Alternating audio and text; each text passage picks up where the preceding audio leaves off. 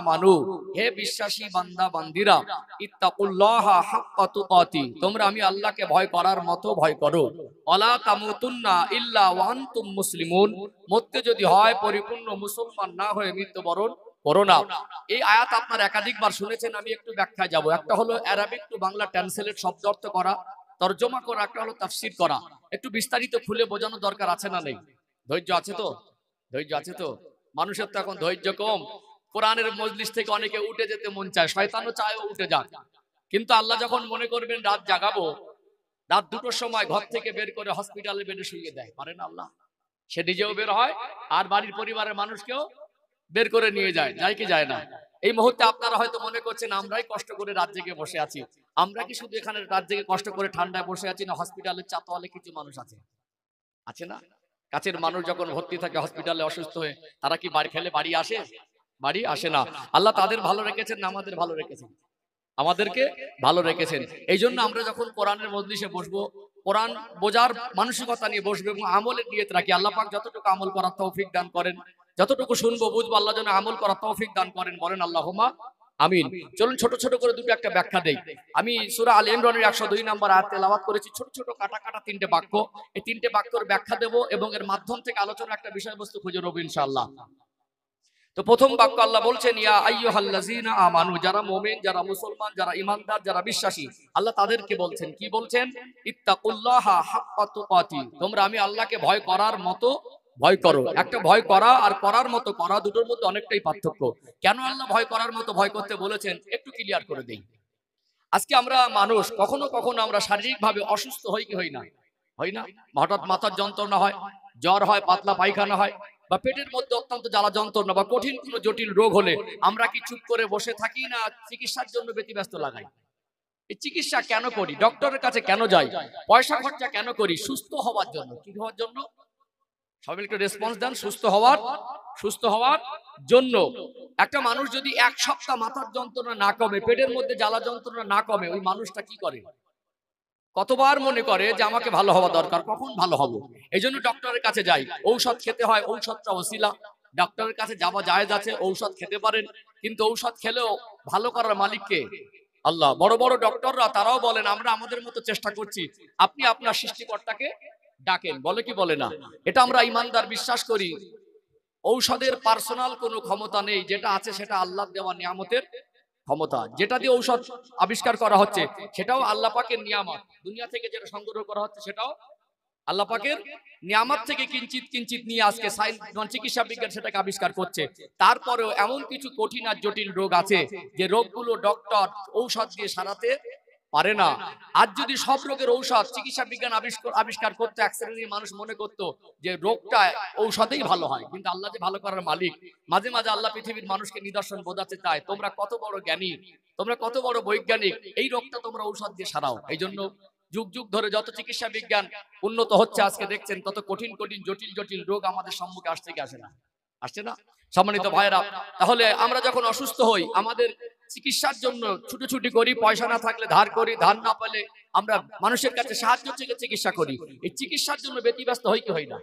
শরীর খারাপ হলে চিকিৎসার জন্য, সুস্থতার জন্য ব্যতিব্যস্ত হই, কিন্তু মনুষ্যত্ব খারাপ হয়ে গেল, আমালে জিন্দেগি নষ্ট হয়ে গেল, আখলাক চরিত্র নষ্ট হয়ে গেল।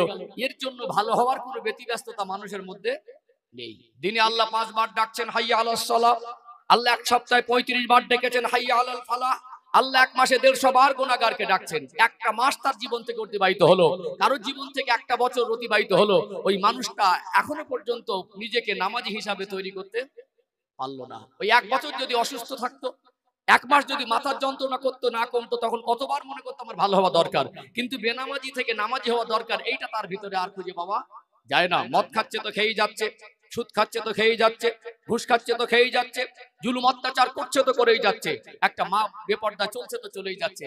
ভালো হওয়ার কোনো চেতনা তাদের ভিতরে নেই। কিন্তু অসুস্থ হলে সুস্থ হওয়ার চেতনা হয়, কিন্তু শরীর খারাপ হলে সেটা ব্যতিব্যস্ত লাগায়। কিন্তু আমাদের আখলাক চরিত্র, মনুষ্যত্ব, আমলে জিন্দেগি নষ্ট হয়ে গেছে। ব্যতিব্যস্ততা নেই মানেই হলো আমাদের জীবনে আল্লাহর ভয় নামক জিনিসটা কমে গেছে। যার অন্তরে আল্লাহর ভয়ের পরিমাণ যত বেশি, তার জীবন তত গোনা থেকে পবিত্র বেশি। গুনাহগারদের মধ্যে এক শ্রেণীর গুনাহগারকে আল্লাহ ভালোবাসেন। তারা কারা? যারা গোনা করার পর অনুতপ্ত হয়। তারা গোনা করার পরে অনুতপ্ত হয়। অনুতপ্ত জিনিসটা তখনই আসবে যে আল্লাহ আমি গোনা করেছি, আমাদের একটা গোনা হয়ে গেছে, আপনি আমায় মাফ করেন। গোনা হয়ে যাওয়ার পরে কিছু মানুষ অনুতপ্ত হয় না? এই জিনিসটা তখনই আসবে যখন আল্লাহর ভয় নামক জিনিসটা আমাদের অন্তরে থাকবে। ধৈর্য আছে তো নাকি?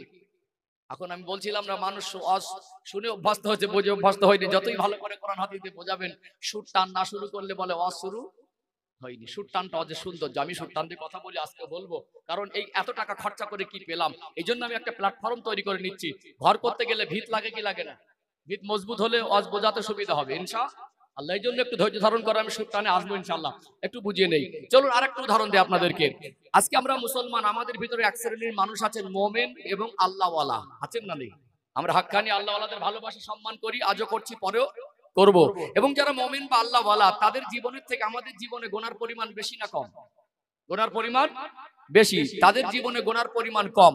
মুমিন বা আল্লাহওয়ালারা আমাদের থেকে কাঁদেন বেশি না কম? কাঁদেন বেশি, গোনা কম, কাঁদছেন বেশি। আর আমাদের গোনা বেশি, কাঁদছি কম। হিসাব বুঝতে পারছেন? আমাদের গোনা যখন বেশি, কাঁদার দরকার বেশি ছিল, কিন্তু যেখানে কান্না গেলে কান্না আসবে সেখানে যেতে চাই না। কান্না করে অভ্যস্ত হতে পারিনি, কাঁদার চেষ্টা করলে সহজে কান্নাও আসে না। আল্লাহওয়ালারা, মুমিন ব্যক্তিরা, তারা আল্লাহর ভয় নামক জিনিসটা হাসিল করেছিলেন। বলুন সুবহানাল্লাহ। চলুন সূরা আল ইমরানের 102 নম্বর আয়াতের শেষের অংশটা অত্যন্ত তাৎপর্যপূর্ণ। এই ব্যাখ্যা থেকে আমরা আলোচনার বিষয়বস্তু খুঁজে নেব। সম্মানিত ভাইরা, আল্লাহ বলছেন ওয়ালা তামুতুন্না ইল্লা ওয়া আনতুম মুসলিমুন। কি বলছেন? মরতে যদি হয় পরিপূর্ণ মুসলমান না হয়ে। যারা দুনিয়া এসেছি, আল্লাহ পাক আমাদেরকে শিশু অবস্থায় মায়ের গর্ভ নামক জায়গা থেকে যখন দুনিয়ায় পাঠিয়েছেন, মুসলমান হালাতেই পাঠিয়েছেন। আমাদের জন্মটা মুসলমানের ঘরে নয়, বড় হয়েছি মুসলমান হিসাবে, বেঁচে আছি মুসলমান হিসাবে। এই জন্য আমরা গর্ববোধ করি আমরা মুসলমান, আর মরতে চাই মুসলমান হিসাবে। আল্লাহর কাছে এই জন্য দোয়া চাই, আল্লাহ মরণের সময় যেন ঈমানের কলেমা নসিব হয়। জন্ম মুসলমান, বেড়ে ওঠা মুসলমান হিসাবে, বেঁচে আছি মুসলমান হিসাবে, মরতে চাই মুসলমান হিসাবে। I card, Aadhaar card, pan card, passport, জমির দলিলে জাতিতে মুসলমান। আর সূরা আল ইমরানের 100 ওয়ালা তামুতুন্না ইল্লা ওয়া আনতুম মুসলিমুন। মরতে যদি হয় পরিপূর্ণ মুসলমান না হয়ে মৃত্যুবরণ করো না। এই মুসলমান শব্দের অর্থটা কি? আঘাত দেওয়া উদ্দেশ্য নয়, কাউকে ছোট করা উদ্দেশ্য নয়। এখানে এতগুলো মানুষ আমরা এসেছি, বলুন তো এর ভিতরে সবাই কি মুসলমান শব্দের অর্থটা বুঝি? বুঝতে পারছি? জীবনে তো আসবো আমি, বলতে হবে না, আমার মাথায় আছে, আমি যা ভিতটা তৈরি করে নিচ্ছি। এই কথাটা বলা দরকার আছে কিনা আপনারাই বলুন। এর ভিতরে যত মা বোনেরা আপনারা এসেছেন, ঠান্ডায় বসে আছেন, বলুন মুসলমান শব্দের অর্থ সবাই জানে? একটু হাঁকু দেন, একটু আওয়াজ দেন। আজ বিদ্যানের অভাব নেই, বিশিষ্ট জনের অভাব নেই, জ্ঞানী গুণীর অভাব নেই। আর যে যা জায়গা থেকে আমরা পণ্ডিত মনে করি, অনেক জ্ঞানী গুণী মনে করি, আজ মানুষের ভিতরে বিনয়ী ভাবটা যেন আস্তে আস্তে কমে যাচ্ছে। নম্রতা, শিক্ষা, আমার যেটা জানানো শিখতে হবে, জানতে হবে, বুঝতে হবে, এই জিনিসটা মানুষ আজ মানতে চাইছে না। যে যার জায়গা থেকে সে নিজেকে অনেক মহান মনে করতে শিখেছে। কিন্তু আজকে অত্যন্ত আফসোসের বিষয়, আজকে আমরা লক্ষ লক্ষ টাকা খরচা করি জলসার পিছনে, আলেমদের পিছনে 2 ঘন্টা 4 ঘন্টা করে বসে সময় ব্যয় করি। ঠান্ডায় বর্ষায় আমরা দিনের জন্য কত ছোটাছুটি করি। আজ মুসলমান শব্দের অর্থটাই যদি না বুঝি, 50 বছর ধরে মুসলমানের পরিচয় বহন করছি, যার 50 বছর বয়স, ওই লোকটা মুসলমান হিসাবে 50 বছর অতিবাহিত করলো, সে যদি মুসলমান শব্দের অর্থটাই না বোঝে, তার দ্বারা পরিপূর্ণ মুসলমান হওয়া সহজ হতে পারে? পারে? মুসলমান হওয়া সহজ হতে পারে না। এই জন্য মুসলমান শব্দের ব্যাখ্যাটা দেবো না, জীবনীতে চলে যাবো। একটা আওয়াজ দিতে হবে, একটা আওয়াজ দিতে হবে, কারণ বাংলা পরিবেশ তো সব দিকটা বোঝানো রাখলে মুশকিল। আমার যেটা মন চাইছে, আমি আমার কমের ভিতরে, আমার কমিউনিটির ভিতরে যারা আমার সামনে বসে আছেন, তাদের জীবনে যে জায়গাগুলো ঘাটতি, ওই জায়গাগুলো পূরণ করা আমার ইচ্ছা থাকলেও, তাদের হয়তো ইচ্ছার সম পরিমাণ না থাকলে, আমি একদিক থেকে চেষ্টা করে সফল হওয়া সহজে হয় না। আপনাদের মনের ইচ্ছা আলাদা আর আমার মনের ইচ্ছা আলাদা, দুটো যদি এক হয় সেটা সহজ হয়। না তো আপনি চাইছেন হুজুর আমাদের অত বোঝাতে হবে না, আপনি একটা সুদ দিয়ে একটা ঘটনা বলে চলে যান, সেটা যদি আপনার ইচ্ছা হয়। আমি যদি বলি আপনাকে প্রকৃত দিন শরিয়াত কিছুটা বোঝাবো, আপনি যদি বুঝতে না চান, সেখানে অনেক সময় একটু মানে দুজনের মত দুরকম হয়ে গেলে সেটা সময় পার করা কষ্ট হবে। যেটা মুসলমান শব্দের ব্যাখ্যাটা দেবো না, জীবনে চলে যাবো। কারা কারা ব্যাখ্যাটা শুনবেন একটু হাত তোলেন দেখি। ঠিক আছেন তো? দেখি ঠিক আছেন তো? একটু মুখ জবান খুলে আওয়াজ দেন তো, নারী তাকবীর, মাশাআল্লাহ। ঠিক আছেন তো নাকি? অসুবিধা নেই, ঠান্ডা পড়ছে। যদি মনে হয়, আমি বারবার ভাইদের বলছিলাম আমাকে সকাল সকাল উঠবেন, বললো না আপনি চক্রাম প্রসাদ গ্রামে এসেছিলেন, আজ পর্যন্ত মানুষ আপনারই নাম করে। আমি বললাম আমার জন্য বসে লাভ হবে না, আল্লাহর জন্যই বসুন। তো আশা করে সবাই বলেছে যে আপনি যখন আসবেন দেখবেন মানুষজন থাকবে। আল্লাহ বসাকে কবুল করেন, এটা যেন আল্লাহর জন্যই হয়, বলেন আল্লাহুম্মা আমিন। বিশ্বাস করুন আজকে আমি আশ্চর্যান্বিত হয়েছি, কেন মুর্শিদাবাদ জেলা আমি এত বেশি পরিমাণে মাহফিল করি। আমার এলাকার কিছু মানুষ মনে করে আমার বাড়ি মুর্শিদাবাদ জেলায়। আজকে দিনটা চক্রাম প্রসাদের চিত্রটা আমার কাছে একদম সত্যি কাজের একদম দৃশ্য এত সুন্দর, আমার প্রাণ জুড়িয়ে গেল। না জানি আল্লাহ কতটা খুশি হয়েছে। এত রাতে উঠে মুর্শিদাবাদ জেলায় খুব কম জায়গায় এতটা লোক পাওয়া যায়। এটা অতি বাস্তব কথা বলছি, এটা অতি বাস্তব কথা বলছি, কারণ আপনাদের জেলার খবর আমার থেকে আপনারা ভালো জানবেন। কথা ঠিক বললাম না ভুল বললাম? আর একটুখানি কষ্ট করে বসতে হবে, একটু ব্যাখ্যা যায় ইনশাআল্লাহ। জীবন তো শুনবেন, এক একটা গাছের ফল এক এক রকম স্বাদ, এক একটা ফুলের এক এক রকম খুশবু। জীবনে তো অনেক কিছু শুনেছি, আরো আল্লাহ হায়াত দিক, প্রাণ ভরে দোয়া করি আরো জীবনের দিনের কথা শুনবো, কেন ইসলামের জন্য আমাদের সময় দিতে হবে। ঠিক আছে, দরকার আছে না নেই? আজকে একটু কিছু কথা জানার চেষ্টা করি, বোঝার চেষ্টা করি, এতেই আল্লাহ আমার হয়তো আপনাকে আমাকে কামিয়াব দেবেন ইনশাআল্লাহ। চলুন আমি এই মুসলমান শব্দের অর্থের ব্যাখ্যা দেবো, দিয়ে আর একটু জীবনীতে চলে আসবে ইনশাআল্লাহ। ভাইরা আমার বারবার বলছেন, অনেক মা বোনেরা আছেন আর এই সমস্ত এলাকায়, প্রত্যন্ত এলাকায় মানুষ জীবনী শুনে অভ্যস্ত। এই জন্য আমি কিছু জীবনী, এমন কিছু জীবনী আমি টানতে চাই যেটা দৃষ্টান্তমূলক, এবং তার ভিতর থেকে যেন আমাদের দুনিয়ার আমলের উন্নতি হয়, ইমানের উন্নতি হয়, আখলাক চরিত্রের উন্নতি হয়, আমরা আল্লাহর পছন্দের মতো জীবন তৈরি করতে পারি, শিক্ষা নিতে পারি, সেরকম কিছু ঘটনা উদ্দেশ্য করে বলা যেতে পারে ইনশাআল্লাহ। মুসলমান শব্দের অর্থটা একটু ব্যাখ্যা দিয়ে চলে আসবে, একটু ধৈর্য ধারণ, অনেকক্ষণ ধৈর্য ধারণ করেছেন, একটু আমাকে সময় দেন, কিছু একটু দিয়ে যেতে হবে, অন্তত এই স্মৃতিটা নিয়ে বাড়ি যাবো ইনশাআল্লাহ, নাকি ইনশাআল্লাহ। সম্মানিত ভাইরা, মুসলমান শব্দের অর্থ হলো স্বেচ্ছায় আত্মসমর্পণকারী। শব্দটা হার্ড হয়ে গেছে, অনেকে বুঝতে পারেননি।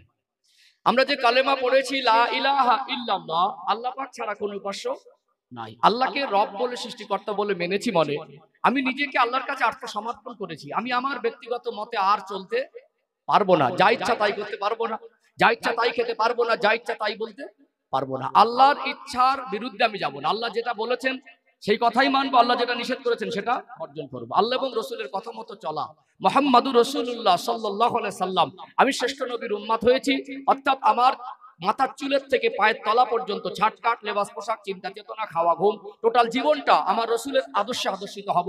আল্লাহ এবং রসুলের কথার বিরুদ্ধে আমি চলতে পারবো না। আল্লাহ এবং রসুলের কথা মতো চলার জন্য যে আত্মসমর্পণ করে দেয় তাকে বলা হয় মুসলমান। একটা উদাহরণ দিলে পানির মতো পরিষ্কার হয়ে যাবে। একটু আজকে পশ্চিমা দেশগুলোতে যারা হাই এডুকেটেড পারসন, তারা ইসলাম ধর্মে প্রতি আকৃষ্ট হয়ে তারা ধর্মকে প্রকৃতপক্ষে বুঝে আজ ইসলামের ছায়াতলে আসছে কি আসে না? আসে না। উদাহরণস্বরূপ বলা যেতে পারে, এখানে যদি একজন হাই এডুকেটেড পারসন, একজন প্রফেসর বা একজন ইঞ্জিনিয়ার বা একজন গবেষক, একজন ঐতিহাসিকবিদ, আজকে যদি চক্রাম প্রসাদ গ্রামে স্টেজে এক্ষুনি কলেমা পড়ে, 50 বছর তার বয়স হয়, আমরা তাকে কি বলবো? মুসলমান বলবো তো? মুসলমান বলবো। যে 50 বছর একটা পরিবেশে ছিল, যেহেতু তার ভিতরে ইসলামের কোন আদেশ নিষেধ ইতিপূর্বে ছিল না, নিজের মতো করে চলেছে। এখন আজকে কলেমা পড়ার পরে 2 মাস এই গ্রামে থাকবে, আগে মদ খেত তাই খায়, আগে সুদ খেত তাই খায়, আগে হাফ প্যান্ট পরতো তাই পরে, আগেও নামাজ উজু গোসল কিছু তার ভিতরে পদ্ধতি ছিল না, এখনো তার ভিতরে নেই। শুধু কলেমা পড়ে আমাদের সঙ্গে সে তার মতো যেরকম চলতো ওরকম চলবে। 2 মাস পরে আমরা তাকে কি বলবো? লোকটা মুসলমান মনে হয় মন থেকে হয়নি, কারণ ও আগে যা করতো তাই করে বেড়াচ্ছে, ওর ভিতরে কোনো পরিবর্তন দেখিনি। কিছু কিছু মানুষ বলবে কি মুসলমান বলা যাবে না, শুধু আমাদেরকে দেখানোর জন্য কলেমা পড়েছে, এটা বলবে কি বলবে না?